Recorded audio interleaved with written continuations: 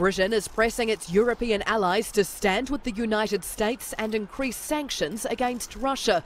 In a speech in Washington on Tuesday, Britain's Foreign Minister Jeremy Hunt will say that Russian President Vladimir Putin has made the world a, quote, more dangerous place, and that after a chemical weapons attack in England, the EU should apply more pressure to ensure Russia sticks to international rules. The US hit Moscow with new economic curbs this month. In an interview with BBC Radio, Hunt said the EU should join President Trump. What I'm saying is now they're going a step further and doing sanctions. Given that this attack happened on European soil, we must make sure that what we do matches up to that. Britain, the EU and the US blame Moscow for a nerve agent attack on a former Russian double agent in an English city earlier this year. The Kremlin denies involvement. Citing the incident, the US this month imposed sanctions against Russia covering national security-related goods.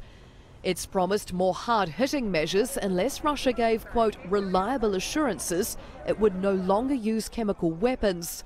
The sanctions sparked a sell-off across Russian markets and pushed up the country's cost of borrowing. While Britain is preparing to leave the EU next year, its sanctions policy is currently determined in Brussels. The EU recently agreed to renew sanctions against Russia relating to its annexation of Crimea, but hasn't imposed any relating to the poisoning. With the EU split in their approach to Russian ties, Hunt's call is unlikely to be answered quickly or at all.